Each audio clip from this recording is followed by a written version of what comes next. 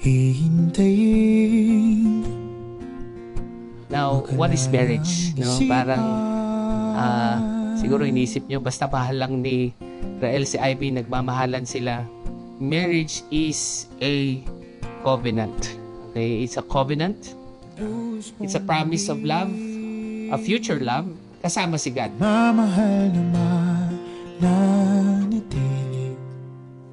Nandito lang, hindi magbabago. Pipili, mapagkailan may sa'yo. Kami nagsulat nun, ginamit din namin sa SDE. So, yun, sinulat namin na magkaiwalay, remote yun. So, magkausap lang kami sa call. Nakakatuwa lang, may melody na nabubuo kapag in love. Parang ganun. Tatabihan ka. See you later. See you later. Okay. Bye. Ganda mo siguro. Ang ganda ng kamay mo. Oh. Okay na? Yes, Pwedeng matagal pa. Rael, knowing that this is God's will for me to marry you, I make a commitment to you today before God Almighty and before all these people to become your wife and helpmate. Nandito lang, hindi magbabago.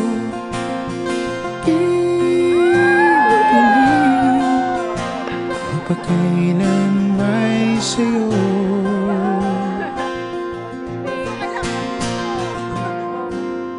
Kasama mo, malinaw. I'm really excited for this new chapter doing life and ministry together. Missional and for higher purpose. My best friend, my God's best, my answered prayer. I love you and I will choose to love you always, beyond words. Kailan may sa'yo.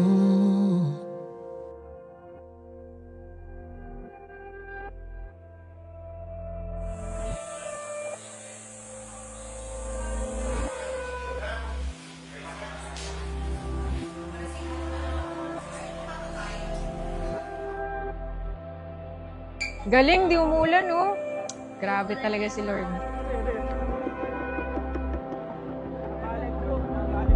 We thank you for today.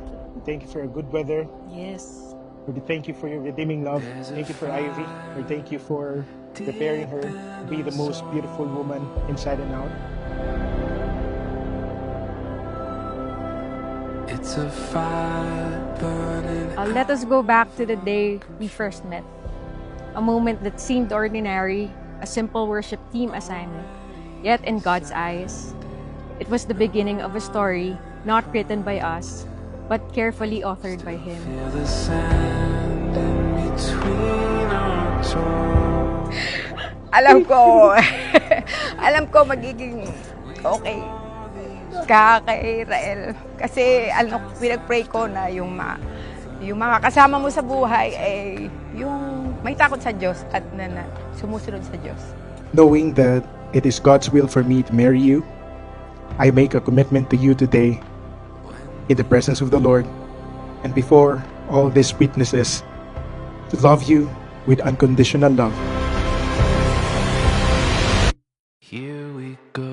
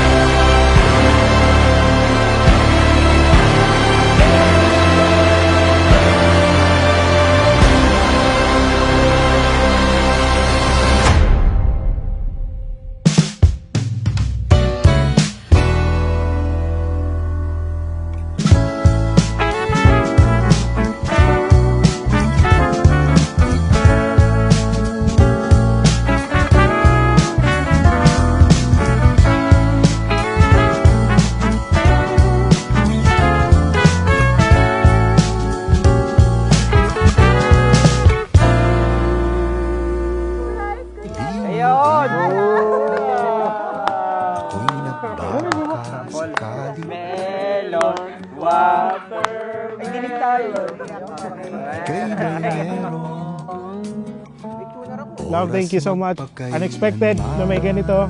Pero, hindi, magaling ka talaga mag-surprise eh. Thank you so much. I love you. Magkasama, walang bibitaw, umulan umara. Wow!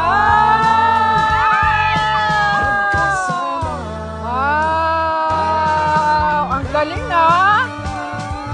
I love, hindi man ito naging surprise, pero ito na and final product. 10 hours of pure dedication finished in 3 random and busy days.